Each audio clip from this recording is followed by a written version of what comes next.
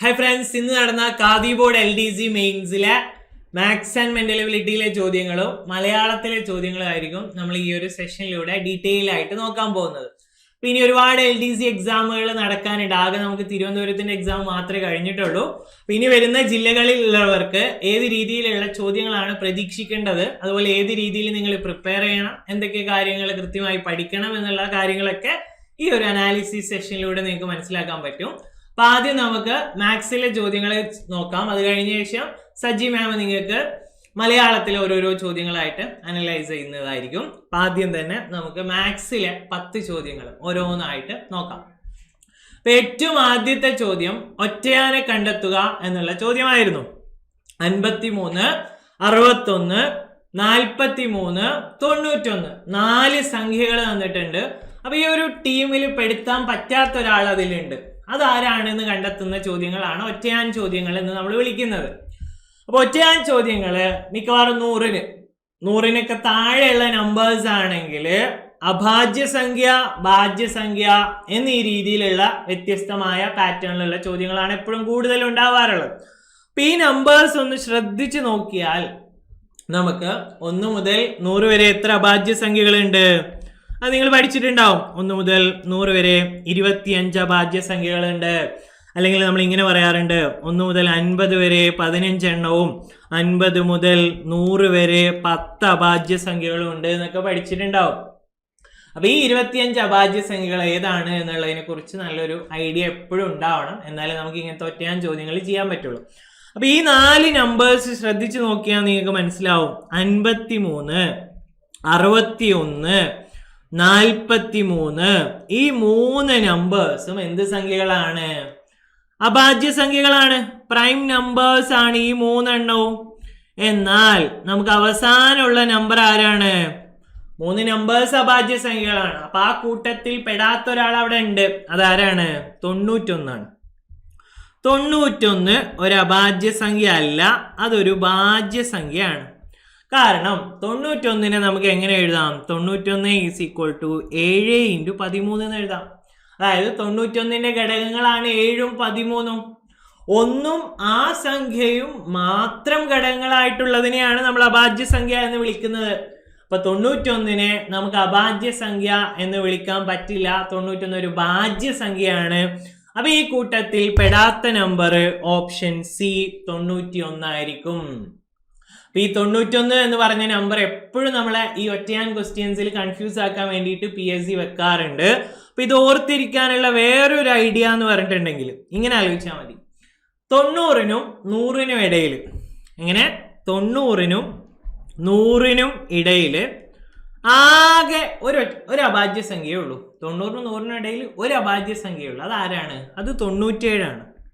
ഒരൊറ്റ അഭാജ്യസംഖ്യയേ ഉള്ളൂ, അത് 97 ആണ്. അപ്പൊ 97 ആണ് ഇതിനിടയിലുള്ള അഭാജ്യസംഖ്യ എന്ന് ഓർത്താൽ പിന്നെ നമുക്ക് 91ന്റെ കാര്യത്തിൽ സംശയം വരില്ല. അപ്പൊ 90നും 100നും ഇടയിൽ ഒരൊറ്റ അഭാജ്യസംഖ്യയേ ഉള്ളൂ, അത് 97 ആണ്. അപ്പൊ 97 അഭാജ്യമാണെങ്കിൽ 91 എന്തായാലും അഭാജ്യസംഖ്യ ആവില്ല. അപ്പൊ ഈ കൂട്ടത്തിൽ പെടാത്ത നമ്പർ ഓപ്ഷൻ സി 91 ആയിരിക്കും നമ്മുടെ കറക്റ്റ് ആൻസർ. ഇതിന് നിങ്ങൾ വേറെ ഒരു കോഡൊക്കെ പഠിച്ചിട്ടുണ്ടാവും. 44, 22, 322, 321. അതായത് ഓരോ 10 നമ്പേഴ്സിനിടയിലുള്ള അഭാജ്യസംഖ്യകളുടെ എണ്ണമാണ് അത് സൂചിപ്പിക്കുന്നത്. ആദ്യത്തെ 10ൽ 4 എണ്ണം, അടുത്ത 10ൽ 4 എണ്ണം, അടുത്ത 10ൽ 2 എണ്ണം, അടുത്ത 10ൽ 2 എണ്ണം, ആ രീതിയിൽ പോവാണ്. അപ്പൊ ഇവിടെ അവസാനം നോക്കൂ, ഇവിടെ 1 ഉള്ളൂ. ആ 1 ഏതാണ്? അത് 97 ആണ്. ആ രീതിയിൽ ഓർത്ത് വെക്കാം. അടുത്ത ചോദ്യത്തിലേക്ക് പോവാം. അപ്പൊ അടുത്തത് 11ന്റെ ക്യൂബ് പ്ലസ് 20ന്റെ സ്ക്വയർ മൈനസ് 3 ഹോൾ പവർ 1/3. മേലെയുള്ള പവർ എത്രയാണ്? ക്വസ്റ്റ്യൻ ഇങ്ങനെയാണ്, 11 ക്യൂബ് പ്ലസ് 20ന്റെ സ്ക്വയർ മൈനസ് 3 ഇതിന്റെ മേലെ 1/3. ഇപ്പൊ ഒരു സംഖ്യയുടെ മേലെ ഇട്ട പവർ 1/2 ആണെങ്കിൽ അത് എന്താണ്? റൂട്ടാണ്, വർഗമൂലമാണ്. 1/3 ആണെങ്കിൽ അത് ക്യൂബ് റൂട്ടാണ്. ക്യൂബ് റൂട്ട് എന്ന് പറഞ്ഞാൽ ഘനമൂലം. അപ്പൊ നമ്മളിപ്പോ 125 ആണെന്ന് വിചാരിക്കാം. 125ന് മേലെ 1/3 ഇട്ടാൽ അതിനർത്ഥം നമ്മൾ കാണുന്നത് 125ന്റെ എന്താണ്? Cube root. 125ന്റെ ക്യൂബ് റൂട്ട് ഘനമൂലം എത്രയാണ്? 5 ആണ്. ആ രീതിയിലാണ് നമ്മൾ ചെയ്യുന്നത്. അപ്പൊ ആദ്യം നമ്മൾ അതിനുള്ളിൽ ബ്രാക്കറ്റിനുള്ളിലുള്ളത് സോൾവ് ചെയ്യണം. 11ന്റെ ക്യൂബ് എന്ന് പറഞ്ഞു കഴിഞ്ഞാൽ നമുക്കറിയാം 1331 അറിയാത്തവരാണെങ്കിൽ അപ്പൊ നമ്മൾ അത് ഗുണിച്ച് കണ്ടെത്തേണ്ടി വരും. 20ന്റെ സ്ക്വയർ 400 പിന്നെ ഒരു 3 ഉണ്ട്. അപ്പൊ ഇതെല്ലാം കൂടെ കൂട്ടുമ്പോൾ 1731 മൈനസ് 3 എന്ന് വരും. അതിന്റെ മേലെയാണ് ഈ 1/3 കിടക്കുന്നത്. അപ്പൊ 1728ന്റെ മേലെ 1/3 എന്നുണ്ടാവും. അതായത് 1728ന്റെ ക്യൂബ് റൂട്ട് ഘനമൂലം ആരാണെന്നാണ് ചോദ്യം. അപ്പൊ അതൊറ്റ നോട്ടത്തിൽ അറിയാത്തവരാണെങ്കിലും ഈ ഓപ്ഷനിൽ നിന്ന് കണ്ടെത്താൻ നമുക്ക് വഴിയുണ്ട്. കാരണം ഇതിന്റെ ക്യൂബ് റൂട്ട് ഏതാന്ന് വെച്ചാൽ ഈ നമ്പറിനെ 3 തവണ ഗുണിച്ചാൽ എന്ത് കിട്ടണം? 1728 കിട്ടണം. നമ്മൾ അവസാനത്തെ അക്കം യൂണിറ്റ് ഡിജിറ്റ് ഒന്ന് ശ്രദ്ധിച്ച് നോക്കാം. ആദ്യം 15 ഓപ്ഷനിൽ. അപ്പൊ 15നെ 3 തവണ ഗുണിച്ചാൽ ലാസ്റ്റ് ആരാ വരിക? ഏതക്ക ലാസ്റ്റ് വരിക? 15നെ 3 തവണ ഗുണിച്ചു എന്ന് വിചാരിക്കാം. അപ്പൊ 15 × 15 × 15 അവസാനം ആരേ വരുള്ളൂ? 5 × 5 × 5 5 × 5 25 25 × 5 125. 5നെ എത്ര തവണ ഗുണിച്ചാലും അവസാനം 5 തന്നെ വരുള്ളൂ. അപ്പൊ ഇതെന്തായാലും ഉത്തരവില്ല. കാരണം നമുക്ക് അവസാനം ആരെ വേണ്ടത്? നമുക്ക് 8 വേണ്ടത്. ഇവിടെ നമുക്ക് ആവശ്യമുള്ള ആൾ ആലോചിക്കാം. നമുക്ക് 8 വേണ്ടത്. 8ലേക്ക് അത് എന്തായാലും എത്തൂല. അടുത്തത് 4. 4നെ ഞാൻ 3 തവണ ഗുണിച്ചു എന്ന് വിചാരിക്കാം. 4 × 4 എത്രയാണ്? 16. അപ്പൊ ലാസ്റ്റ് 6 ആയിരിക്കും. വീണ്ടും ഒരു 4. 16 × 4 64. അപ്പൊ ഇതിന്റെ അവസാനം 4 വരുള്ളൂ. 14ന്റെ ക്യൂബ് എടുത്താൽ അവസാന ഡിജിറ്റ് 4. അപ്പൊ ഇതും എന്തായാലും ഉത്തരാവില്ല. ഓപ്ഷൻസ് എലിമിനേറ്റ് ചെയ്ത് കളയാണേ. അടുത്തത് 3. 13. 13ന്റെ ഇതുപോലെ ക്യൂബ് ചെയ്താല് 3 × 3 9 9 × 3 27 അവസാനം 7 വരുള്ളൂ. അപ്പൊ ഇതും അല്ല. 3 ഓപ്ഷനെ എലിമിനേറ്റ് ചെയ്തു. അപ്പൊ നമ്മുടെ ഉത്തരം ഓപ്ഷൻ ഡി 12 ആയിരിക്കും ഈ ചോദ്യത്തിന്റെ ഉത്തരം. 12നെ ഒന്ന് ഗുണിച്ചു നോക്കിയാൽ നിങ്ങൾക്ക് മനസ്സിലാവും. 12ന്റെ വർഗം 144. അതിനെ വീണ്ടും 12 കൊണ്ട് ഗുണിച്ചാൽ നമ്മൾ ഏതിലേക്ക് എത്തും? ഈ പറഞ്ഞ 1728 എന്ന് പറഞ്ഞ നമ്പറിലേക്ക് എത്തും. അതായത് നമുക്ക് കിട്ടുന്നത് 1728ന്റെ ക്യൂബ് റൂട്ട് എന്താണ്? 12 അതാണ് ഈ ക്വസ്റ്റ്യനിൽ നിന്ന് നമുക്ക് മനസ്സിലാവുന്ന പോയിന്റ്. 1728ന്റെ cube root 12. അപ്പൊ ക്യൂബ് റൂട്ട് ആണ് കാണേണ്ടത് എന്ന് എങ്ങനെ മനസ്സിലായി? 1/3. ഒരു നമ്പറിന്റെ മേലെയുള്ള പവർ 1/3 ആണെങ്കിൽ അതിനർത്ഥം അതുകൊണ്ട് ഉദ്ദേശമാക്കുന്നത് ആ നമ്പറിന്റെ ഘനമൂലം കാണുക എന്നതാണ്. അത് അങ്ങനെ തന്നെ പഠിച്ചു വെക്കുക. അത് നിങ്ങൾക്ക് പ്രൂവ് ചെയ്യാനും പറ്റും. നമ്മളിവിടെ പ്രൂവ് ചെയ്തിട്ട് അതിന്റെ ലോജിക്ക് മനസ്സിലാക്കുന്നതിലും അപ്പുറം ഈ 1/2 എന്ന് കണ്ട അപ്പം തന്നെ റൂട്ട് എടുക്കുക. 1/3 മേലെ കണ്ടാൽ ക്യൂബ് റൂട്ട് എടുക്കുക. ആ രീതിയിൽ ഓർത്ത് വെച്ചാൽ നമുക്ക് എന്ത് ചെയ്യാം? ക്വസ്റ്റ്യൻസ് ഒന്ന് സ്പീഡാക്കാൻ പറ്റും. ഞാൻ നമുക്ക് പ്രൂവ് ചെയ്യണേ പ്രൂവ് ചെയ്യുകയും ചെയ്യാം. അതിലൊരു കുഴപ്പമില്ല. 8/1/3 ഇതിന്റെ അർത്ഥം എന്താണ്? 8ന്റെ ക്യൂബ് റൂട്ട് ആണ് കാണേണ്ടതാണ്. അപ്പൊ 8നെ നമുക്ക് 2/3 എന്ന് എഴുതാലോ. 2ന്റെ ക്യൂബാണ് 3. അപ്പൊ ഇതിന്റെ മേലെയാണ് ഈ 1/3. അപ്പൊ 3ന്റെ മേലെ 1/3 പവർ തമ്മിൽ ഗുണിക്കുക. 3 × 1/3 3 3 വെട്ടി 1 ആവും. അപ്പൊ ഇതിന്റെ ഉത്തരം എത്ര വരിക? ഈ 3 3 ക്യാൻസൽ ആയാലും 2/1 2 എന്ന് വരും. ഇതിലേക്ക് എത്തുന്നുണ്ട്. അപ്പൊ ക്യൂബ് റൂട്ട് ആണ്. അതാണ് അതിന് പിന്നിൽ നടക്കുന്നത്. പക്ഷെ നമ്മൾ ഇങ്ങനെ പഠിച്ചു വെക്കുക. ഒരു നമ്പറിന്റെ മേലെ 1/3 കണ്ടാൽ ഉടനെ ക്യൂബ് റൂട്ട് ഘനമൂലം എടുക്കുക. മൂന്നാമത്തെ ചോദ്യത്തിലേക്ക് പോവാം.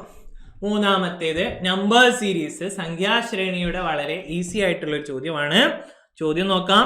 ആദ്യത്തേത് 3, പിന്നെ 8, പിന്നെ 15, പിന്നെ 24. ഇത് ഒരുപാട് തവണ ചോദിച്ചിട്ടുള്ള ക്വസ്റ്റ്യൻ കൂടിയാണ്. അപ്പൊ ആദ്യം ഇവിടെ കൂടിയത് 5 ഇൻക്രീസ് ചെയ്തത്. 5 കൂടി. ഇവിടെ എത്തിയപ്പോൾ എത്രയായി? 7 കൂടി. ഇവിടെ എത്തിയപ്പം 9 കൂടി. 5 7 9 എന്താണ്? ഒറ്റ സംഖ്യകളാണ്. അപ്പൊ അടുത്തത് വരാവുന്ന ഒരു സംഖ്യ ഏതാണ്? അടുത്തത് വരാവുന്നത് 11 5 കൂടി 7 കൂടി 9 കൂടി 11 കൂടും. നമ്മുടെ ഉത്തരം 35 എന്ന് നമുക്ക് കറക്റ്റ് ആൻസർ ആയിട്ട് കിട്ടും. ഓപ്ഷൻ എ ആണ്. 35 ഈ ചോദ്യത്തിന്റെ ഉത്തരം. ഈ ചോദ്യം നമുക്ക് വേണമെങ്കിൽ സ്ക്വയറിന്റെ രൂപത്തിലും നോക്കാൻ പറ്റുവേ, സ്ക്വയറിന്റെ രീതിയിലും വേണമെങ്കിൽ ചെയ്യാൻ പറ്റും. പക്ഷെ ഇതിന്റെ ഏറ്റവും എളുപ്പമുള്ള വഴി ഇതാണ്, വ്യത്യാസമാണ്.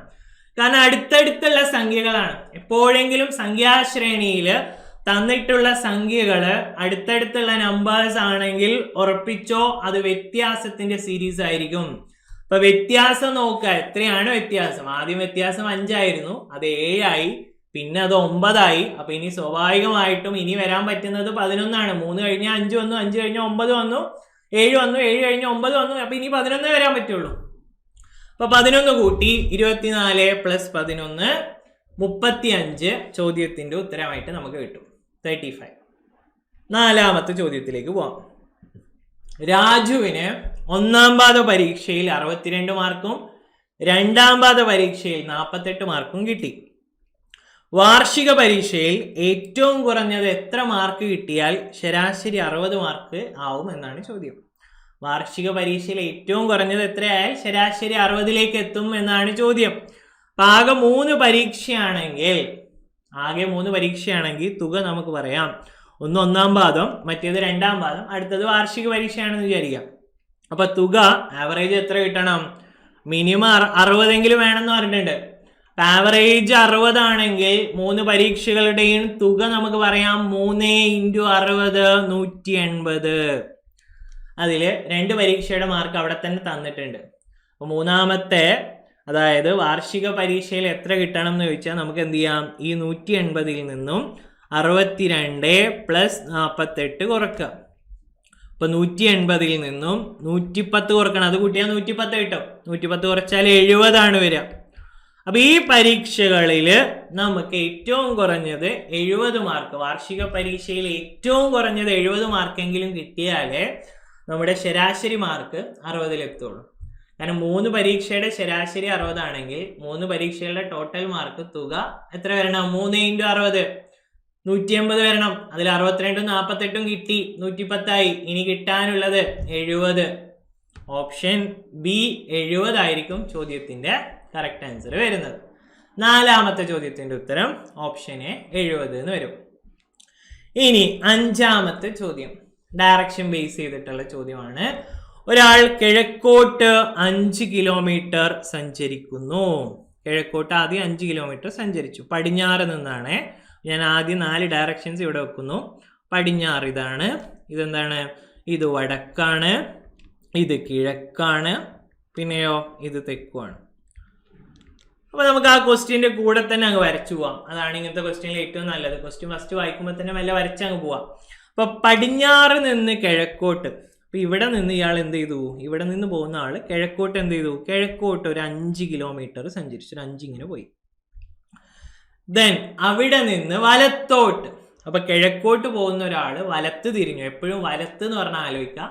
ഒന്നെങ്കിൽ കൈ വെച്ച് നിങ്ങൾക്ക് ആലോചിക്കാം. വേറൊരു വഴി ഘടികാര ദിശയായിരിക്കും വലത്ത്. ഘടികാരം എങ്ങനെ തിരിയുന്നോ അതാണ് വലത്ത്. അപ്പൊ കിഴക്ക് പോണ ഒരാൾ സൂചി, ഇവിടെ ക്ലോക്കിന്റെ സൂചി ഉണ്ട്, ക്ലോക്കിന്റെ സൂചി എങ്ങോട്ടാ പോവാ? ഇങ്ങോട്ട് പോവാ. അപ്പൊ ഇയാൾ വലത്ത് എന്ന് പറഞ്ഞാൽ ഇയാള് താഴോട്ട്, ഇയാളുടെ താഴോട്ടാണ് വലത്ത്. 3 ഇങ്ങോട്ട് പോയി. ദെൻ വീണ്ടും ഇടത്തോട്ട് തിരിഞ്ഞു. അപ്പൊ ഇടത്ത് എന്ന് പറഞ്ഞാൽ ഘടികാര ദിശക്ക് ഓപ്പോസിറ്റ്. ഘടികാര ദിശ എന്ന് പറഞ്ഞാൽ ക്ലോക്കിന്റെ സൂചി എങ്ങോട്ട് പോകുന്നോ അതാണ് ഘടികാര ദിശ. അപ്പൊ അതിന് ഓപ്പോസിറ്റ് ആണ് എന്ത് വരിക? എതിർ ഘടികാര ദിശ അല്ലെങ്കിൽ ഇടത്ത് എന്ന് വരുന്നത്. അപ്പൊ ഇടത്ത് ഇങ്ങോട്ടായിരിക്കും. ഇങ്ങോട്ട് എത്ര പോയി? 4 പോയി. പിന്നെ അങ്ങനെ 4 പോയി. അവിടെ നിന്ന് ഇടത്തേക്ക് 3, വീണ്ടും ഒരു 3 പോയി. അപ്പൊ ഇയാള് ആ മുമ്പ് സ്റ്റാർട്ട് ചെയ്ത അതേ ഹൈറ്റിൽ ഇയാൾ എത്തിയിട്ടുണ്ട്. കാരണം ഇത് 5 ആണ്, ഇത് 3 ആണ്, ഇത് 4 പോയി, വീണ്ടും 3 തന്നെയാണ് മേലോട്ട് വന്നത്. താഴോട്ട് 3 പോയി, മേലോട്ട് 3 വന്നു. അപ്പൊ അതേ ലൈനിൽ, ആ ഒരു ലൈനിൽ തന്നെ അയാൾ എത്തി. ഇനി എന്താ ചോദ്യം? തുടങ്ങിയ സ്ഥലത്ത് നിന്ന് ഇപ്പോൾ എത്ര കിലോമീറ്റർ അകലെയാണെന്ന് ചോദിച്ചു. ഈസി ആയിട്ട് ചെയ്യാലോ. കാരണം ഇവിടെ നോക്കുമ്പോൾ നമുക്ക് മനസ്സിലാവും. ഇവിടെ ഇത് 5 ആണ്, ഈ ദൂരം 5 ആണ്, പിന്നെ ഈ ദൂരം അതിന് നേരെ താഴെ 4 ആണ്. അപ്പൊ 5ഉം 4ഉം കൂട്ടിയാൽ എത്ര ദൂരം ഇയാളിപ്പോ പോയി? 5ഉം 4ഉം 9 ആയിരിക്കും. Option B. ആദ്യം ഇയാൾ പടിഞ്ഞാറ് നിന്ന് കിഴക്ക് 5, പിന്നെ വലത്തോട്ട് ഒരു 3 പോയി, പിന്നെ ഇടത്തോട്ട് 4, വീണ്ടും ഇടത്തോട്ട് 3. അപ്പൊ ആ തുടങ്ങിയ ആ ഒരു ലൈനിൽ തന്നെ എത്തി. ദൂരം എത്രയെന്ന് ചോദിച്ചാൽ 5 + 4 9 കിലോമീറ്റർ ആയിരിക്കും ഇവിടെ നമുക്ക് ദൂരമായി കിട്ടുന്നത്. ക്ലിയർ ആണല്ലോ? ഈസി ചോദ്യമാണല്ലോ. അടുത്ത ചോദ്യം നോക്കാം. 0.36 × 6.25 ഡിവൈഡഡ് ബൈ 0.5 × 0.5 × 0.06. അപ്പൊ ദശാംശങ്ങൾ തമ്മിൽ ഗുണിക്കാനും അതുപോലെ ഹരിക്കാനും ഒക്കെ ഉള്ള ചോദ്യമാണ്. അപ്പൊ ഇങ്ങനത്തെ ചോദ്യത്തിൽ നമ്മൾ വളരെ ഈസി ആയിട്ട് ചെയ്യാവുന്ന ഒരു കാര്യമുണ്ട്. അതായത് മേലുള്ള നമ്പേഴ്സ് നോക്കാം. 6.25 ആണ്, താഴെ 0.5, 0.5, 0.06. അപ്പൊ ഇവിടെ ചെയ്യാവുന്ന ഒരു വളരെ ഈസി ആയിട്ടുള്ള ഒരു ഷോർട്ട് കട്ട് എന്ന് പറഞ്ഞാൽ ദശാംശ സ്ഥാനങ്ങൾ ആകെ എത്ര ഉണ്ട് നോക്കാം. അപ്പൊ മേലെ നോക്കുമ്പോൾ 0.36 എത്ര സ്ഥാനമുണ്ട്? ഇവിടെ 2 സ്ഥാനങ്ങളുണ്ട്. 6.25 അവിടെയും 2 സ്ഥാനങ്ങളുണ്ട്. ഇനി താഴെ 0.5 ഒരു സ്ഥാനം, 0.5 ഒരു സ്ഥാനം, 0.06 2 സ്ഥാനം. അപ്പൊ മേലെ അംശത്തിൽ നോക്കുമ്പോൾ മൊത്തം 2 2 4 സ്ഥാനങ്ങളുണ്ട്. താഴെ ഛേദത്തിൽ നോക്കുമ്പോൾ 1 1 2 മൊത്തം 4 സ്ഥാനങ്ങളാണ്. അപ്പൊ ഇങ്ങനെ ഒരു ഹരണം, ഗുണനങ്ങളോ ഹരണങ്ങളോ ഒക്കെ വരുന്ന ക്വസ്റ്റ്യനില് മേലെയും താഴെയുമുള്ള ദശാംശ സ്ഥാനങ്ങളുടെ ആകെ എണ്ണം തുല്യമാണെങ്കിൽ, ഈ ക്വസ്റ്റ്യനിൽ തുല്യമാണ്, മേലെയും 4 താഴെയും 4 ആണ്, തുല്യമാണെങ്കിൽ പിന്നെ ഈ ക്വസ്റ്റ്യൻ ചെയ്യാൻ വളരെ ഈസിയാണ്. അവിടെ ദശാംശ സ്ഥാനങ്ങൾ ഒന്നും തന്നെ ഇല്ല എന്ന് വിചാരിച്ചാൽ മതി, ഉത്തരം കറക്റ്റ് ആയിരിക്കും. കാരണം മേലെയും താഴെയും സെയിം ആണെങ്കിൽ പിന്നെ പോയിന്റിന്റെ സ്ഥാനങ്ങൾക്ക് ഒരു പ്രസക്തിയും ഇല്ല ക്വസ്റ്റ്യനിൽ. അപ്പൊ ഈ ക്വസ്റ്റ്യൻ ഇങ്ങനെ ആക്കി മാറ്റാൻ നമുക്ക് 36 × 625 ഡിവൈഡഡ് ബൈ 5 × 5 × 6 ഇത്രയേ ഉള്ളൂ ഈ ചോദ്യം. ആ ചോദ്യം അതാണ്. കാരണം മേലെയും താഴെയും സെയിം ആയ പിന്നെ പോയിന്റിനെ നിങ്ങൾക്ക് എന്ത് ചെയ്യാം, വലിച്ചെറിയാം, അതിന്റെ ആവശ്യമില്ല. പോയിന്റ് നോക്കേ വേണ്ട, നമ്പർ അങ്ങ് എഴുതാം. ഇനി സിംപ്ലിഫൈ ചെയ്യാലോ, വെട്ടിച്ചെറുതാക്കാലോ.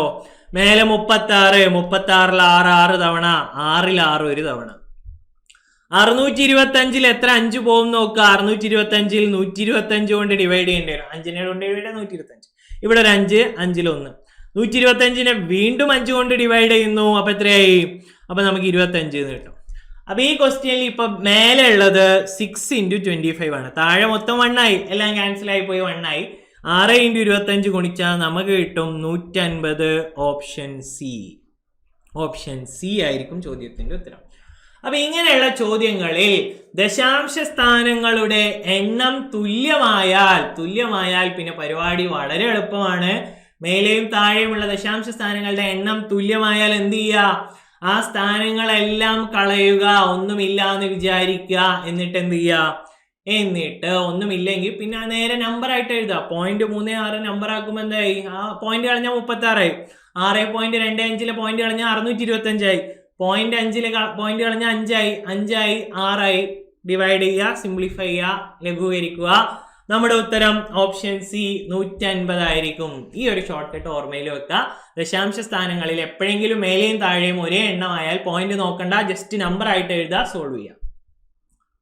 പോവാം, അടുത്ത ചോദ്യത്തിലേക്ക് പോവാം. അടുത്തത് എന്താണ്? ചോദ്യം എന്താണ്? ഒരു ഫാമിലി റിലേഷൻ, കുടുംബ ബന്ധങ്ങളുമായി ബന്ധപ്പെട്ട ചോദ്യമാണ്. അപ്പൊ ആനന്ദിന്റെ അച്ഛന്റെ സഹോദരിമാരാണ് രാഖിയും രേണുവും. പിന്നെ പറഞ്ഞു രാഖിയുടെ അമ്മയുടെ ഒരേ ഒരു മകന്റെ ഭാര്യയാണ് നിഷ. എങ്കിൽ നിഷയും ആനന്ദും തമ്മിലുള്ള ബന്ധം എന്താണെന്നാണ് ചോദ്യം. അപ്പൊ ക്വസ്റ്റ്യനിൽ പറഞ്ഞത് ഞാനൊരു ഡയഗ്രാം ആയിട്ട് റെപ്രസെന്റ് ചെയ്യണം. ഡയഗ്രാം റെപ്രസെന്റ് ചെയ്യാൻ പല രീതിയിലുള്ള നൊട്ടേഷൻസ് യൂസ് ചെയ്യാറുണ്ട്. അപ്പൊ ഞാൻ ഇതിൽ യൂസ് ചെയ്യുന്ന ഒരു നൊട്ടേഷൻ എന്ന് പറഞ്ഞാൽ ഇങ്ങനെ ഒരു സ്ക്വയർ യൂസ് ചെയ്യുകയാണെന്ന് വിചാരിക്കുക. സ്ക്വയർ, ഇതിനർത്ഥം ഇയാൾ മെയിലാണ് എന്നാണ്. സ്ക്വയർ യൂസ് ചെയ്യുമ്പോൾ അതിനർത്ഥം അയാൾ ആണാണെന്നാണ്. ഒരു റൗണ്ടാണ്, വൃത്തമാണ് യൂസ് ചെയ്യുന്നതെങ്കിൽ അതിനർത്ഥം അയാൾ ഫീമെയിൽ ആണ് എന്നാണ്. ഇവർ മാരീഡ് ആണ് എന്ന് സൂചിപ്പിക്കാൻ ഞാൻ ഒരു ഡബിൾ ആരോ യൂസ് ചെയ്യുന്നു. ബ്രദറും സിസ്റ്ററും ആണെന്ന് സൂചിപ്പിക്കാൻ ജസ്റ്റ് ഒരു ജോയിനിങ് ലൈനും വരക്കുന്നു. ഇത്രയും നൊട്ടേഷനെ ഞാൻ ഇതിൽ യൂസ് ചെയ്യുന്നുള്ളൂ. നിങ്ങൾ പ്ലസ് മൈനസ് വെച്ച് ചെയ്യുന്നവരാണ് അങ്ങനെ ചെയ്യാം. ബേസിക്കലി ഡയറൊക്കെ സെയിം ആയിരിക്കും, അതിൽ യൂസ് ചെയ്യുന്ന സിമ്പിൾസ് മാത്രമേ ചെറിയ വ്യത്യാസം വരുള്ളൂ. അപ്പൊ നോക്കാം, ആനന്ദിന്റെ അച്ഛൻ, ആനന്ദ് എന്ന് പറഞ്ഞൊരു മെയിലായിട്ടുള്ള ആളുണ്ട്, ആനന്ദ്. ആനന്ദിന്റെ അച്ഛൻ, ആനന്ദിന്റെ ഫാദർ ഉണ്ട്. അപ്പൊ അതും എന്താണ്, മെയിലാണ്. അപ്പൊ ഞാൻ ആനന്ദ് ഫാദർ ഇങ്ങനെ ഷോർട്ടായിട്ട് എഴുതി വിചാരിക്കാം. ആനന്ദ് ഉണ്ട്, തൊട്ട് മേലെയുള്ള ജനറേഷനിൽ ആനന്ദിന്റെ അച്ഛനുണ്ട്.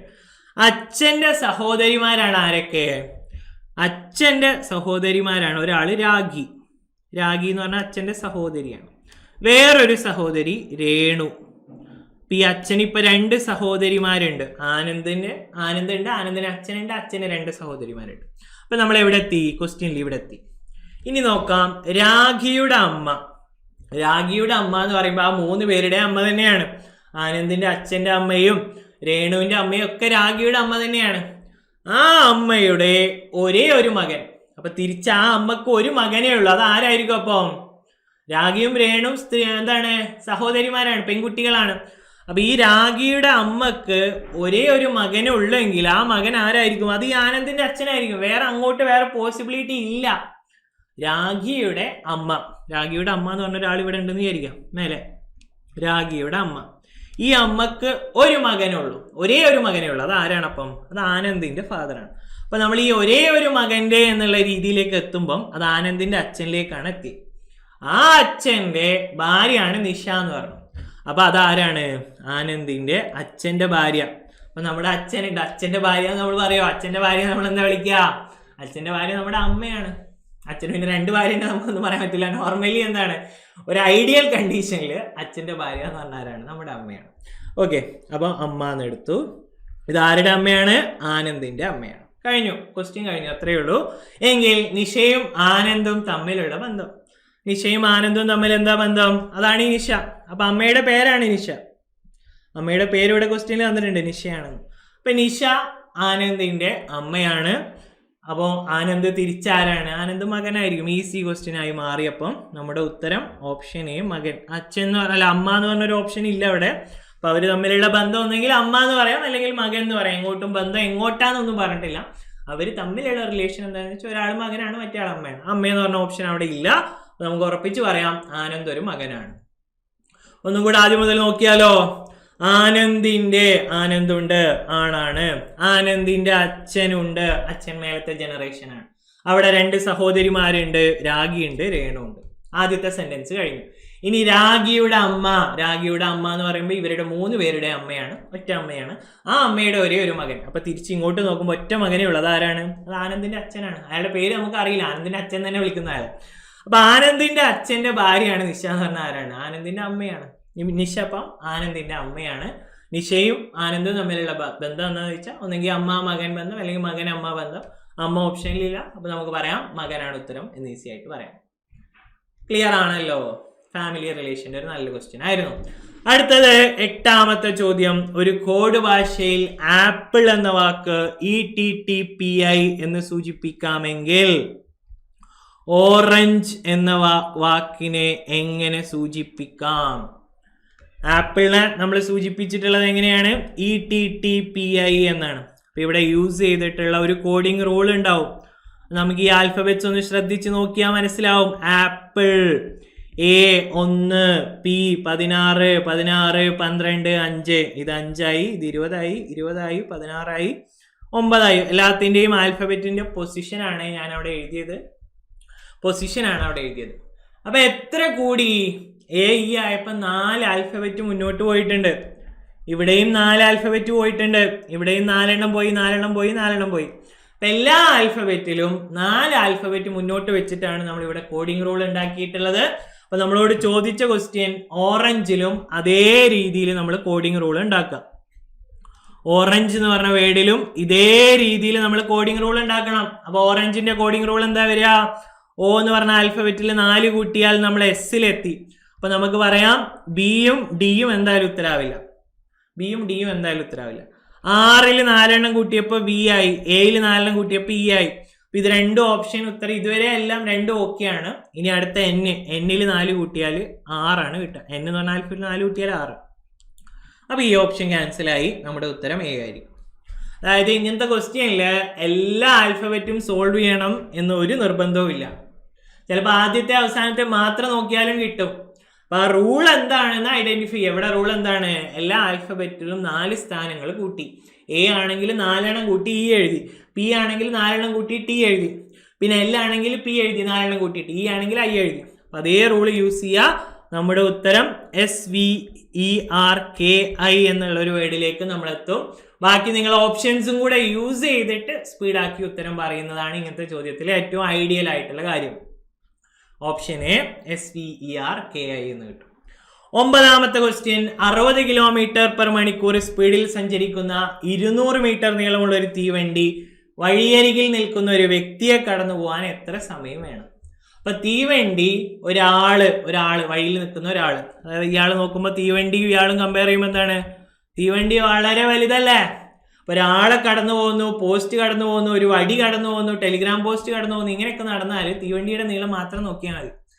ആ ആളോ പോസ്റ്റോ ഒക്കെ 0 ആയിട്ട് എടുക്കാം നമുക്ക്. കാരണം അത് ഇതുമായിട്ട് കമ്പയർ ചെയ്യുമ്പോൾ വളരെ മൈന്യൂട്ട് ആയിട്ടുള്ള ഒരു ലെങ്ത് ആയതുകൊണ്ട് ഈ ഒരു കേസിൽ സമയം എത്രയെന്ന് ചോദിച്ചാൽ, വ്യക്തിയെ കടന്നു പോകാൻ സമയം എത്രയെന്ന് ചോദിച്ചാൽ നമുക്ക് പറയാം തീവണ്ടിയുടെ നീളം, ലെങ്ത് ഓഫ് ട്രെയിൻ, തീവണ്ടിയുടെ നീളം ഡിവൈഡഡ് ബൈ വേഗത. തീവണ്ടിയുടെ നീളം എത്ര മീറ്റർ ആണ്? 200 മീറ്റർ ആണ്. വേഗത എത്രയാണ്? വേഗത 60 ആണ്. പക്ഷേ ഒരു കാര്യം ശ്രദ്ധിക്കാനുണ്ട്, ഇത് മീറ്റർ ആണ്, ഇത് കിലോമീറ്റർ ആണ്. യോജിപ്പില്ല. ഒന്ന് മീറ്ററിലോ ഒന്ന് കിലോമീറ്ററിലോ ആണ്, അങ്ങനെ ചെയ്യാൻ പറ്റില്ല. അപ്പൊ നമ്മൾ എന്ത് ചെയ്യണം?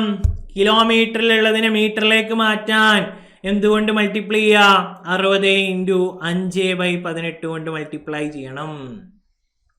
5/18 കൊണ്ട് മൾട്ടിപ്ലൈ ചെയ്താൽ അത് എന്തായി മാറും? അത് മീറ്റർ പെർ സെക്കൻഡിലേക്കായി മാറും. അപ്പൊ 200 ഡിവൈഡഡ് ബൈ 60 × 5/18.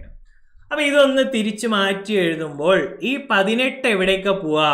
ഇതിന്റെ ഫ്രാക്ഷന്റെ താഴെയാണ്. അപ്പൊ ഇത് ഏറ്റവും മേലേക്ക് പോകും. അപ്പൊ ഈ ക്വസ്റ്റ്യൻ ഇങ്ങനെയാവും: 200 × 18 ഡിവൈഡഡ് ബൈ 60 × 5/18 എന്ന് വരും. സോറി, 18 നമ്മൾ മേലെത്തിയല്ലോ, അപ്പൊ 18 ഇവിടെയില്ല, 60 × 5 എന്നാവും. ഇനി ഇതിൽ നമുക്ക് കോമൺ ഫാക്ടേഴ്സ് ഒക്കെ വെട്ടിക്കളയാലോ. ഒരു 0 ഉണ്ട്, ഒരു 0 ഉണ്ട്. 18 6 3 തവണ പോകും. 20 5 4 തവണ പോകും. 4 × 3 12 സെക്കൻഡ് ആയിരിക്കും ഇവിടെ ഉത്തരം കിട്ടുന്നത്. ഓപ്ഷൻ ബി 12 സെക്കൻഡ് ആണ് ഈ ചോദ്യത്തിൽ നമുക്ക് ഉത്തരമായിട്ട് വരുന്നത്. 12 സെക്കൻഡ്. ദൂരം 200 മീറ്റർ, ട്രെയിനിന്റെ നീളം ആള് 0, 200/60 60 km/h ആയതുകൊണ്ട് തന്നെ അതിനെ മീറ്റർ പെർ സെക്കൻഡിലേക്ക് മാറ്റാൻ 5/18 കൊണ്ട് ഗുണിച്ചു. ആ 18 മേലെ എത്തി, ഒന്ന് വെട്ടി സിംപ്ലിഫൈ ചെയ്തു. 12 സെക്കൻഡ് ആയിരിക്കും ഈ ചോദ്യത്തിന്റെ ഉത്തരമായിട്ട് നമുക്ക് കിട്ടുന്നത്.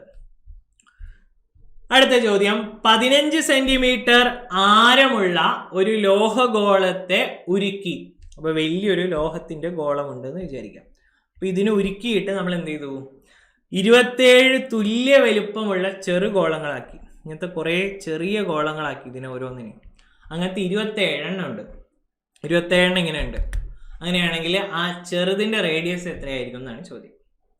അപ്പൊ ഇങ്ങനെ 3Dയുടെ ഷേപ്പില്, 3Dയുടെ ഏത് ക്വസ്റ്റ്യനിലും ഉരുക്കി എന്നുള്ള വേർഡ് ഉണ്ടെങ്കിൽ, ഉരുക്കി, ഒരാൾ ഉരുക്കി വേറെ ഷേപ്പാക്കി എന്ന് പറഞ്ഞിട്ടുണ്ടെങ്കിൽ അവിടെ തുല്യമായി നിൽക്കുന്നത് അവരുടെ വ്യാപ്തമായിരിക്കും. മൊത്തം വ്യാപ്തം എന്തായാലും സെയിം ആയിരിക്കും.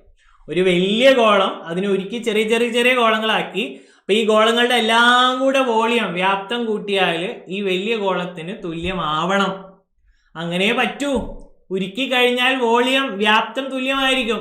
അപ്പൊ വലിയ ഗോളത്തിന്റെ വോളിയം എത്രയാണോ ഈ ചെറുതിന്റെ എല്ലാം കൂടെ കൂട്ടി അതിലേക്ക് എത്തിച്ചാൽ വലുതിന് ഈക്വൽ ആയിരിക്കും. അപ്പൊ നമുക്ക് ഈ ക്വസ്റ്റ്യനിൽ പറയാവുന്ന ഒരു കാര്യം, ആദ്യം ഗോളത്തിന്റെ വ്യാപ്തം കാണാനുള്ള ഇക്വേഷൻ അറിയണം. അല്ലാതെ ഇവിടെ വേറെ വഴിയില്ല. 2D 3Dയിൽ ഇക്വേഷൻ അറിയില്ലെങ്കിൽ മുന്നോട്ടൊരു വഴിയില്ല. ഇക്വേഷൻ അറിയുന്ന വേണം. അപ്പൊ ഗോളത്തിന്റെ വ്യാപ്തം കാണാനുള്ള ഇക്വേഷൻ എന്ന് പറഞ്ഞാൽ 4/3 πr³ ആണ്. πr³ ആണ്. ഇവിടെ റേഡിയസ് എത്രയെന്ന് തന്നിട്ടുണ്ട്. ഞാൻ ഇപ്പൊ തന്നെ നേരെ റേഡിയസ് സബ്സ്റ്റിറ്റ്യൂട്ട് ചെയ്യണം. ഇക്വേഷൻ 4/3 πr³ ആണ്. അപ്പൊ നമുക്കറിയാം റേഡിയസ് ഇവിടെ 15 ആണ്. അപ്പൊ 15ന്റെ ക്യൂബ് ഇവിടെ ഉണ്ടാവും. 15 ക്യൂബ്. ഇതാണ് വലിയ ഗോളത്തിന്റെ വ്യാപ്തം. അപ്പൊ ചെറിയ ഗോളങ്ങള് 27 എണ്ണം ചേർന്നാണ് ഇതിലേക്ക് എത്തുന്നത്. അപ്പൊ നമുക്ക് ആദ്യം തന്നെ പറയാം 27 ഇൻറ്റു എന്ന് പറയാം. 27 ഇൻറ്റു, കാരണം 27 ചെറിയ ഗോളങ്ങളുണ്ട്. 27 ഇൻറ്റു 4/3 പൈ. അവിടെയുള്ള റേഡിയസ് ആണ് നമ്മളോട് കാണാൻ പറഞ്ഞത്. നമുക്ക് അറിയില്ല, ചെറുതിന്റെ റേഡിയസ് ആണ് കാണാൻ പറഞ്ഞത്. അപ്പൊ അത് r³ എന്ന് എഴുതാലോ. അത് അറിയാനുള്ള കാര്യം ആയതുകൊണ്ട് അത് r³ എന്ന് എഴുതി. ഇനി ഈ ക്വസ്റ്റ്യൻ ഒന്ന് ശ്രദ്ധിച്ച് നോക്കിയാൽ ഇതിന്റെ ഇവിടെയും ഒരു 4/3 പൈ ഉണ്ട്, ഈ സൈഡിലും ഒരു 4/3 പൈ ഉണ്ട്. ഒരു ഇക്വേഷന്റെ രണ്ട് സൈഡിലും ഗുണനത്തിൽ ഒരേ നമ്പേഴ്സ് ഉണ്ടെങ്കിൽ അവയെ എന്ത് ചെയ്യാം? ക്യാൻസൽ ചെയ്യാം. അപ്പൊ ഞാൻ ആ 4/3 പൈ അങ്ങ് വെട്ടിക്കളഞ്ഞു. ഇവിടെയും 4/3 പൈ ഉണ്ട്, ഇവിടെയും 4/3 പൈ ഉണ്ട്. അത് വെട്ടിയപ്പോൾ അവിടെ പിന്നെ 1 ആയി. പിന്നെ ഈ ക്വസ്റ്റ്യനിൽ ഇത്രയേ ഉള്ളൂ. ഇവിടെ 15 ക്യൂബ്, അവിടെ 27 ആണുള്ളത്. അപ്പൊ ആ 27നെ ഇപ്പുറത്തേക്ക് കൊണ്ടുവരാം. കാരണം നമുക്ക് റേഡിയസ് 6 ആണ് വേണ്ടത്.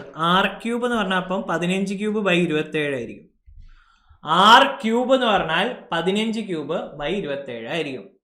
ഇതൊന്ന് സിംപ്ലിഫൈ ചെയ്താലോ നമുക്ക് നോക്കാം. r³ എന്ന് പറഞ്ഞാൽ 15 ക്യൂബ് എന്ന് പറഞ്ഞാൽ 15 × 15 × 15, താഴെ ഒരു 27. അപ്പൊ ആദ്യം തന്നെ ഒരു 3 കൊണ്ട് വെട്ടാം. 2ലും 3 പോവുമല്ലോ. 15ൽ 3 പോയാൽ 5, 27ൽ 3 പോയാൽ 9 ആയി. പിന്നെ 15 വീണ്ടും 3 പോയാൽ 5 ആയി, വീണ്ടും 3 പോയാൽ ഇവിടെ 3 ആയി, 15 വീണ്ടും 3 പോയാൽ 5 ആയി, 3 വീണ്ടും 3 പോയാൽ 1 ആയി. അപ്പൊ മേലെ ഇത് സിംപ്ലിഫൈ ചെയ്യുമ്പോൾ മേലെ 5 × 5 × 5 അത് എത്ര? 125 ആണ്. 6 റേഡിയസിന്റെ ആരത്തിന്റെ ക്യൂബ് 125 ആണ്. അപ്പൊ എത്ര ആരം ഉണ്ടാവുള്ളൂ? ആരം അതിന്റെ ക്യൂബ് റൂട്ട് ഘനമൂലം എത്ര? ക്യൂബ് റൂട്ട് ഓഫ് 125 5 സെന്റിമീറ്റർ ആയിരിക്കും. 5 സെന്റിമീറ്റർ. ഓപ്ഷൻ ബി ആണ് ചോദ്യത്തിന്റെ കറക്റ്റ് ആൻസർ വരുന്നത്. അപ്പൊ ഇതുപോലെ ഉരുക്കിയിട്ട് വേറൊരു ഷേപ്പിലേക്ക് മാറ്റുന്ന ത്രിമാന രൂപങ്ങൾ 3D ഷേപ്പിന്റെ ക്വസ്റ്റ്യൻസ് വരുമ്പോൾ അവിടെ തുല്യമായി നിൽക്കുന്നത് അവരുടെ വോളിയം ആയിരിക്കും. അതായത് ഒരു സൈഡിലുള്ള വലിയ ഗോളം 4/3 പൈ 15 ക്യൂബ് അപ്പുറത്തുള്ള ചെറിയ ഗോളത്തിന്റെ മൊത്തം വോളിയത്തിന് ഈക്വൽ ആയിരിക്കും. അപ്പൊ 27 ഇൻറ്റു ചെറിയ ഗോളത്തിന്റെ വോളിയം 27 ഇൻറ്റു 4/3 പൈ ആർ ക്യൂബാണ്. അപ്പൊ അവിടെയുള്ള കോമൺ ഫാക്ടേഴ്സ് 4/3 രണ്ട് സൈഡിലും വെട്ടി 15ന്റെ ക്യൂബിന് 27 കൊണ്ട് സിംപ്ലിഫൈ ചെയ്തു. നമ്മുടെ ഉത്തരം എത്രയായിരിക്കും? ആർ ക്യൂബ് 125 ആണെങ്കിൽ ആറിന്റെ വില 5 സെന്റിമീറ്റർ എന്ന് കിട്ടും. അപ്പൊ ഈ ഒരു പരീക്ഷയില് മാത്സിന്റെ 10 ക്വസ്റ്റ്യൻസ് നോക്കുമ്പോൾ ഒരു 7-8 മാർക്കൊക്കെ ഈസി ആയിട്ട് നിങ്ങൾക്ക് സ്കോർ ചെയ്യാൻ പറ്റും. 2-3 ചോദ്യങ്ങൾ കുറച്ചൊരു ചെയ്യാവുന്ന ചോദ്യങ്ങൾ, ബാക്കി ചെയ്യാവുന്ന ചോദ്യങ്ങളാണ്. ആലോചിച്ച് ചെയ്യാവുന്ന ക്വസ്റ്റ്യൻ ആണ്. ഈ ക്വസ്റ്റ്യൻ പേപ്പർ നിങ്ങൾ പരീക്ഷ എഴുതിയിട്ടുണ്ടെങ്കിൽ അല്ലെങ്കിൽ അറ്റംപ്റ്റ് ചെയ്ത് നോക്കിയപ്പോഴോ നിങ്ങൾക്ക് എത്ര മാർക്ക് കിട്ടി എന്നുള്ള കാര്യം വീഡിയോയുടെ താഴെ എല്ലാവരും കമന്റ് ചെയ്യുമല്ലോ. അപ്പൊ ഇനി നമുക്ക് മലയാളത്തിലുള്ള ചോദ്യങ്ങൾ ഓരോന്നായിട്ട് നോക്കാൻ വേണ്ടിയിട്ട് സജിമോൾ മിസ്സിന്റെ മലയാളം അനാലിസിസും ഇതിന്റെ കൂടെ തന്നെ ഉണ്ടാവും. നിങ്ങൾക്ക് ഇനി അത് കാണാം. ഹായ്, സൈലം PSC യൂട്യൂബ് ചാനലിലേക്ക് ഏവർക്കും ഹാർദമായ സ്വാഗതം. ഇന്ന് നടന്ന ഖാദി ബോർഡ് LD ക്ലർക്ക് പരീക്ഷയുടെ മലയാളം ചോദ്യ വിശകലനത്തിലേക്കാണ് നമ്മളൊന്ന് പോകുന്നത്. ഇനി ഈ പരീക്ഷയെക്കുറിച്ച് പറയുകയാണെങ്കിൽ വളരെ സിമ്പിളായിട്ടുള്ളൊരു ചോദ്യമായിരുന്നു. കാരണം ഒരുവിധം സിലബസ് ഒക്കെ നന്നായി പഠിച്ചു വന്ന ഒരു ഉദ്യോഗാർത്ഥിക്ക് 7, 8, 9, 10 മാർക്കുകൾ എന്ന സേഫ് സോണിലേക്ക് എത്തിച്ചേരാൻ കഴിയുന്ന ക്വസ്റ്റ്യൻ തന്നെയായിരുന്നു. ചോദ്യങ്ങൾ ആവർത്തിച്ചിട്ടുണ്ടോ? ഉണ്ട്. നമ്മൾ പറഞ്ഞതുപോലെ തന്നെ തിരുവനന്തപുരം LDC പരീക്ഷയുടെ ചോദ്യത്തിൽ കണ്ടതുപോലെ അങ്ങേയറ്റം കോമൺ ഫാക്ടേഴ്സിനോടൊപ്പം ചില കൺഫ്യൂഷൻ ഫാക്ടേഴ്സ് 1-2 മാർക്കിന് കൺഫ്യൂഷൻ ഫാക്ടേഴ്സ് കൂടി ഉള്ളതായിരുന്നു. അത് PSCയുടെ ഇപ്പോൾ LDയിൽ കാണിച്ചു വരുന്ന ഒരു സ്ഥിരം പ്രവണതയായിട്ട് കണക്കാക്കാം. അപ്പോൾ ആലോചിച്ച് മാത്രം ഉത്തരം എഴുതേണ്ടുന്ന ഒരു സെക്ഷനാണ്. കുറച്ചുകൂടി ഡീപ്പായിട്ടുള്ളൊരു മറ്റ് ജില്ലക്കാർ നോക്കുമ്പോൾ പിരിച്ചെഴുത്ത് ചേർത്തെഴുത്തിലേക്ക് വരുമ്പോൾ കുറച്ച് ഡീപ്പ് കാര്യങ്ങൾ നോക്കേണ്ടിയിരിക്കുന്നു എന്നുള്ളത് ഒരു സൂചനയാണ്. LD തിരുവനന്തപുരത്തിലാകട്ടെ ചിന്മുദ്ര തന്നു. അത് മുഖം ഉന്മുഖം പഠിച്ചിട്ടുള്ളത് കൊണ്ട് തന്നെ മാ ചേർന്ന് ഇന്മയാകും എന്ന ഉള്ള ഒരു ഊഹം നമ്മുടെ മനസ്സിലുള്ളത് കൊണ്ട് നമ്മുടെ കുട്ടികളൊന്നും തന്നെ അത് തെറ്റിച്ചിട്ടുമില്ല. ചിതുമുദ്ര ചിന്മുദ്ര എഴുതി. അതുപോലെ ആയിരുന്നു ഇന്നത്തെ ആദ്യത്തെ ചോദ്യവും വെൺതിങ്കൾ. നമുക്ക് നോക്കാം. അതുപോലെയുള്ളത് വ്യാകരണം എന്നത് LDയുടെ ഒരു സിലബസിലും തന്നിട്ടുള്ളതല്ല വ്യാകരണം. പക്ഷേ ഇന്നത്തെ ചോദ്യത്തിൽ വ്യാകരണം ഉണ്ടായിരുന്നു. തഥിതം എന്ന ഒരു വിഭാഗം മലയാള വ്യാകരണത്തിൻ്റെ പ്രധാനപ്പെട്ട ഒരു ടോപ്പിക്കായിട്ടുള്ള തഥിതം. എന്നാൽ 2018-19 വർഷങ്ങളിലൊക്കെ LD പരീക്ഷകളിൽ വ്യാകരണത്തിൽ നിന്ന് തഥിതവും വിഭക്തിയും ഒക്കെ ചോദിച്ചിരുന്നു.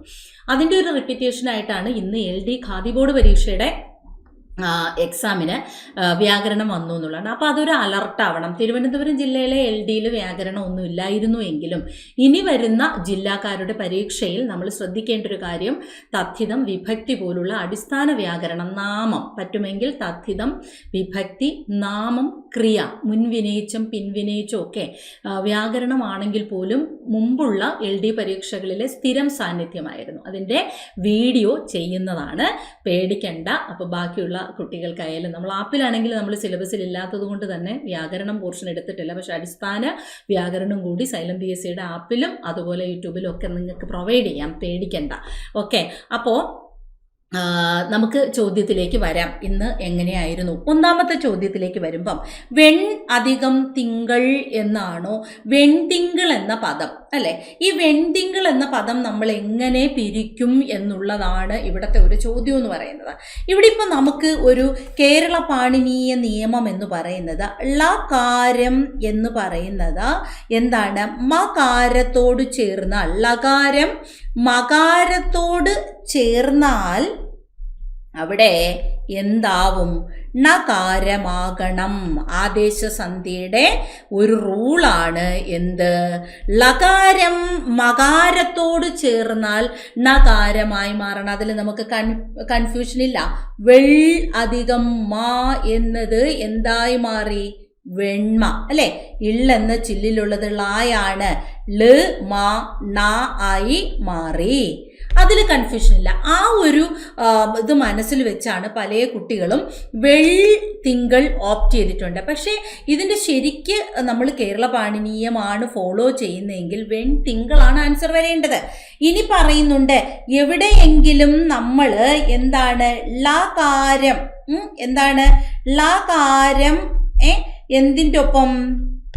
ലകാരം തവർഗ. നകാരം നമ്മൾ തവർഗത്തോട് ചേരുകയാണ്. നകാരം തവർഗത്തോട്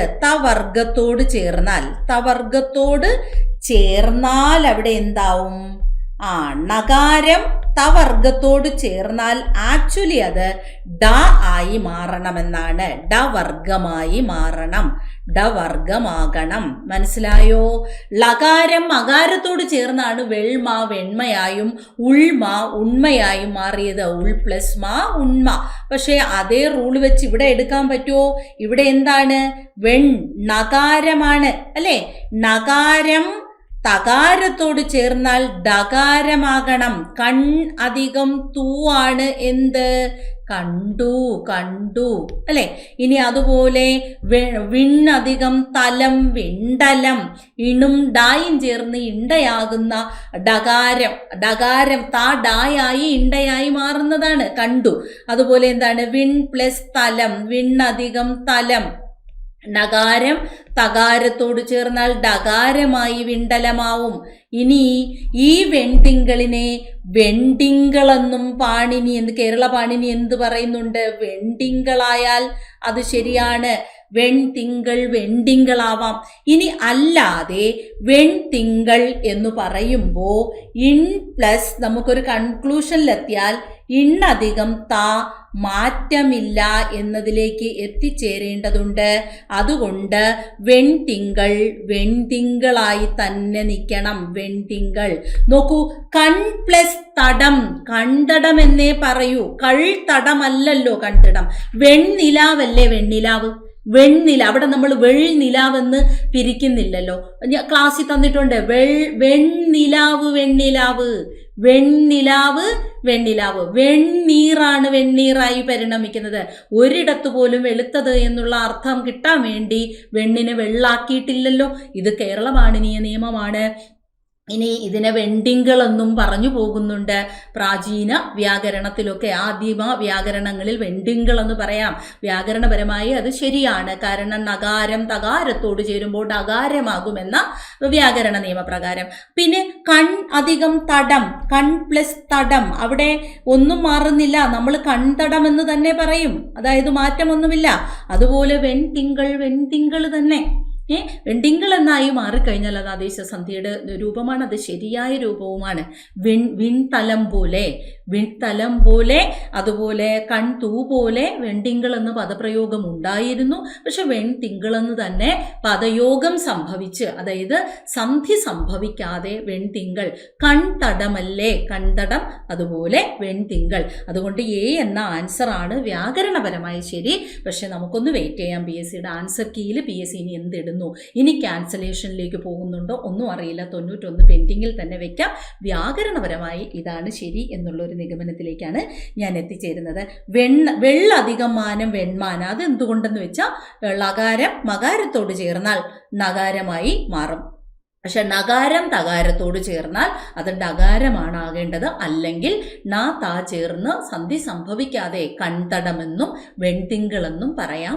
ഓപ്ഷൻ എ ആൻസറിലേക്കാണ് പോകുന്നത്. പക്ഷെ നമുക്കൊന്ന് വെയിറ്റ് ചെയ്യാം. ഓക്കെ, വ്യാകരണപരമായി അത് ശരിയാണ്. കാരണം നമുക്ക് അതിനെ തെറ്റെന്ന് പറയാനാവില്ല. ചാലഞ്ച് ചെയ്താലും ക്വസ്റ്റ്യൻ ക്യാൻസലായി പോകാവുന്ന ഒരു ചോദ്യമാണ്. ആദേശസന്ധിക്ക് ഉദാഹരണം നോക്കാം. വിണ്ടലം നമ്മൾ ഇപ്പം പറഞ്ഞ കാര്യമാണ്. വിൺ അധികം തലം എന്ന് ഇപ്പം ഞാൻ പറഞ്ഞില്ലേ, നകാരം തകാരത്തോട് ചേർന്നാൽ ഡകാരമായി മാറും. കണ്ടോ? അപ്പോൾ വിണ്ടലം. ഇനി നമുക്ക് തീക്കാറ്റിലേക്ക് വരുമ്പം ഇത് ദ്വിത്വമാണ്. തീക്കാറ്റ് വരുമ്പോൾ ഇതെന്താണ്? തീ അധികം യെസ്, തീ അധികം കാറ്റ്, തീ അധികം കാറ്റ് ചേർത്തെഴുതുമ്പോൾ തീക്കാറ്റ് എന്നായി മാറും. തീക്കാറ്റ്. തിരു അധികം ആതിര, തിരു അധികം ആതിര ചേർത്തെഴുതുമ്പോൾ തിരുവാതിര എന്നാകുന്നു. തിരുവാതിര. ഇവിടെ ദ്വിത്വമാണ്. ദ്വിത്വം. തിരുവാതിരയാകട്ടെ ആഗമത്തിലേക്ക് പോവും. ഇനി തണുപ്പ്, തണുപ്പ്, തണുപ്പ് അധികം ഉണ്ട് എന്നതിലേക്ക് എത്തുമ്പോൾ നമ്മൾ ചേർത്തെഴുതുമ്പോൾ തണുപ്പുണ്ട് എന്നതിലേക്ക് എത്തിച്ചേരും. തണുപ്പുണ്ട്. ഇവിടെ ലോപമാണ്. സംവൃതോകാര ലോപം. ലോപം. ചന്ദ്രക്കല അങ്ങ് ലോപിച്ചു. ഓക്കെ. അപ്പൊ ഇവിടെ ലോപം, ഇവിടെ ആഗമം, ഇവിടെ ദ്വിത്വം, വിണ്ടലം, ആദേശസന്ധി, വിൺ പ്ലസ് തലം. ഇപ്പോൾ ഒരു റൂള് പറഞ്ഞില്ലേ, നകാരം തകാരത്തോട് ചേരുമ്പോൾ ഡകാരമാകുമെന്ന്. ഇവിടെ നോക്കൂ, വിണ്ണ്, ഇവിടെ വിണ്ണാണ് അല്ലേ.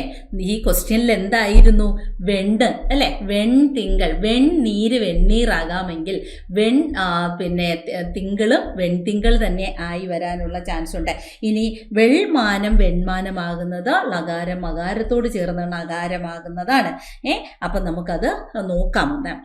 ഓക്കെ. വെണ്ണിലാവില്ലേ, വെളുത്ത നിലാവ് എന്നുള്ള അർത്ഥത്തിൽ. ഓക്കെ, അതൊക്കെ അത് 91 നോക്കാം. 92 വിണ്ടലം ആദേശസന്ധിയാണ് വരുന്നത്. തദ്ധിതത്തിന് ഉദാഹരണം എന്താണ്? ഇവിടെ നമ്മൾ നോക്കുമ്പം ആണത്തം ആണിനെ സംബന്ധിക്കുന്നത് ആണത്തം, പെണ്ണിനെ സംബന്ധിക്കുന്നത് സ്ത്രീത്വമെന്നോ പെൺമയെന്നോ പറഞ്ഞു പോകാം. എന്നാൽ തിന്മ എന്നതിനേക്കാളും അപ്പുറം വെണ്മയാണ് ഇവിടെ കറക്റ്റ് ഒരു മീനിങ്ങിലേക്ക് വരുന്നത്. കാരണം വെളുത്തത് എന്ന നാമവിശേഷണത്തിൽ നിന്ന്, വെളുത്തതിൽ നിന്ന് വെണ്മ എന്ന രൂപം ഉണ്ടാകും. അപ്പൊ ഇവിടെ നമുക്ക് ഡി ആക്കാം ആൻസർ. ആൻസർ എന്താക്കാം? ഡി. ഡി. വെണ്മ. ഇത് എന്ത് തദ്ധിത രൂപമാണെന്ന് ചോദിച്ചാൽ തന്മാത്ര തദ്ധിതമാണ്. ഇപ്പൊ സാധാരണ ഒരു വ്യാകരണമൊന്നും LDക്ക് തന്നിട്ടില്ലെങ്കിലും പഴയ രീതി പ്രകാരം 18, 19 തദ്ധിതം ചോദിച്ചിരുന്നു. ആ രീതി പിന്തുടർന്നുകൊണ്ട് ഈ ക്വസ്റ്റ്യൻ ചോദിച്ചിട്ടുണ്ട്. ഉറപ്പായിട്ടും നമുക്ക് എന്ത് ചെയ്യാം? തദ്ധിതം കൂടി പഠിച്ചു വെക്കാം. വിപരീത പദം എഴുതുക. അഗ്രജൻ. അഗ്രജൻ എന്ന പദത്തിന്റെ അർത്ഥം ജ്യേഷ്ഠൻ എന്നാണ്. ജ്യേഷ്ഠൻ. അപ്പം അതിൻ്റെ നേരെ വിപരീതം അപരജനാണ്. അനുജൻ. അനുജൻ. അനുജൻ. ഓക്കെ. ഇനി ആശ്രിതനാണെങ്കിൽ നിരാശ്രിതൻ പറയാം. നിരാശ്രിതൻ. അഗ്രഗണ്യൻ എന്നതൊരു ഒറ്റ പദമാണ്. പ്രഥമ സ്ഥാനത്ത് വഹിക്കുന്നവൻ, പ്രഥമസ്ഥാനീയൻ, ആദ്യമായി പരിഗണിക്കേണ്ടവൻ. ഇതൊരൊറ്റ പദമായിട്ട് കൺസിഡർ ചെയ്യാം. ആദ്യം പരിഗണിക്കേണ്ടവൻ. ആദ്യം പരിഗണിക്കേണ്ടവനെന്നോ അല്ലെങ്കിൽ എന്താ അഗ്രഗണ്യൻ പരിഗണിക്കേണ്ടവൻ അല്ലെങ്കിൽ പ്രഥമ സ്ഥാനം വഹിക്കുന്നവൻ എന്നൊക്കെയുള്ള അർത്ഥത്തിൽ, പ്രഥമസ്ഥാനീയൻ എന്നൊക്കെയുള്ള അർത്ഥത്തിൽ നമുക്ക് അഗ്രഗണ്യൻ പറയാം. ജലത്തിന്റെ പര്യായമല്ലാത്തത്. ആക്ച്വലി നളിനത്തിന് ജലം എന്ന് പറയുന്നുണ്ടെങ്കിൽ കൂടി PSC ഇത് ക്യാൻസൽ ചെയ്യാനൊന്നും പോകുന്നില്ല. നളിനം എന്ന പദത്തിന് നമുക്കിവിടെ താമര എന്നുള്ള അർത്ഥം തന്നെ കൊടുക്കാം. നളിനി എന്ന് പറഞ്ഞാൽ എന്താണ്? നളിനി താമര പൊയ്ക. താമര പൊയ്കയാണ്. താമര പൊയ്കയാണ് നളിനി. താമര പൊയ്ക. താമര പൊയ്ക. ഇനി നളികമാണെങ്കിലോ നളികം. തോക്ക്. തോക്ക്. അതുകൊണ്ട് ഇത് ക്യാൻസൽ ചെയ്യാനുള്ളൊരു ചാൻസ് കാണുന്നില്ല. അമൃതം ജലം, വാരിജലം, സലിലം ജലം. അപ്പൊ ഇവിടെ ആൻസർ എന്ന് പറയുന്നത് നളിനം ആയിരുന്നു. നളിനം. താമര. ഓക്കെ. ഇനി ആനച്ചന്തം എന്ന ശൈലിയുടെ അർത്ഥം. ആനയുടെ ചന്തമാണോ, വൈരൂപ്യം തോന്നിക്കുന്നതാണോ, ആകപ്പാടെയുള്ള ഭംഗിയാണോ, ആനയുടെ നടത്തമാണോ? ഇവിടെ നമുക്ക് മനസ്സിലാകും ആകപ്പാടെയുള്ള ഒരു ഭംഗി എന്നുള്ള അർത്ഥം അല്ലേ. യെസ്, ആകപ്പാടെയുള്ള ഒരു ഭംഗി. ഒരു ആനച്ചന്തമൊക്കെ ഉണ്ട് എന്ന് നമ്മൾ പറയില്ലേ, മൊത്തത്തിലുള്ള ഒരു ഭംഗി എന്നുള്ള അർത്ഥം. താഴെ പറയുന്നതിൽ ശരിയായ പദം എടുത്തെഴുതുക. ചൂടാമണി. ശിരസിൽ അണിയുന്ന ഒരു രത്നം എന്നുള്ള അർത്ഥത്തിൽ ചൂടാമണി ഇങ്ങനെയാണ് എഴുതുന്നത്. ചൂടാമണി. ഓക്കെ. ഇനി താഴെ തന്നിരിക്കുന്ന ശൈലിയുടെ വിവർത്തനം എഴുതുക. Adding fuel to the fire. എരിതീയിൽ എണ്ണ ഒഴിക്കുക. വളരെ കോമൺ ആയിട്ടുള്ളൊരു പരിഭാഷയാണ്. Very good. ഓക്കെ. യെസ്. അടുത്തത് കവിയുടെ സ്ത്രീലിംഗ പദം ഏതാണ്? ആവർത്തിച്ച് PSC ചോദിക്കുന്ന ചോദ്യമാണ്, തെറ്റാനൊന്നും ഒരു ചാൻസും ഇല്ല. കവയിത്രി, കവയിത്രിയാണ്. ഒറ്റപ്പദമാക്കുക വർഷം തോറും, അതിനും യാതൊരുവിധ ടെൻഷൻ്റെ ആവശ്യമില്ല. പ്രതിവർഷമാണ് ആൻസർ. പ്രതിവർഷം.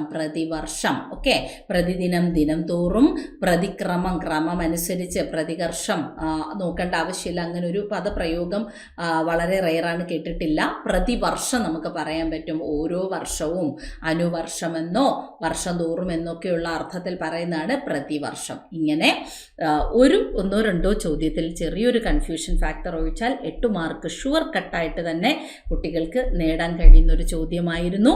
എന്തായാലും നമുക്കൊരു ഫൈനൽ ആൻസർക്ക് വരെ വെയിറ്റ് ചെയ്യേണ്ടി വരും. പ്രൊവിഷനിൽ ചിലപ്പോൾ എന്തെങ്കിലുമൊക്കെ മാറ്റി പറഞ്ഞാലും ഫൈനൽ ആകുമ്പോൾ ഒരു ക്യാൻസൽ ചെയ്യാനുള്ളൊക്കെ ടെൻഡൻസികളുണ്ട്. അപ്പോൾ എന്തായാലും 8, 9, 10 എന്ന സേഫ് സോണിലേക്ക് മലയാളത്തെ കൊണ്ടെത്തിക്കുന്ന ഒരു കുറ്റവും ഒന്നും പറയാനില്ലാത്ത നല്ലൊരു പരീക്ഷയായിരുന്നു. ഓക്കെ, നമുക്ക് അടുത്ത ജില്ലയിലെ LD പരീക്ഷകൾക്ക് ഈ ഒരു റയർ ഫാക്ട്സ് അല്ലെങ്കിൽ പിരിക്കൽ ചേർക്കലിൽ നിന്ന്, വ്യാകരണത്തിൽ നിന്നൊക്കെയുള്ള 1-2 മാർക്ക് മിസ്സാകാത്ത രീതിയിലുള്ള ഒരു പഴുതടച്ച പഠനത്തിലൂടെ സൈലം PSC ഒപ്പം തന്നെയുണ്ട്, ഗുർവിയും ഒപ്പമുണ്ട്. അടുത്ത ക്ലാസ്സുകളിൽ നമുക്ക് കാണാം. ഓക്കെ.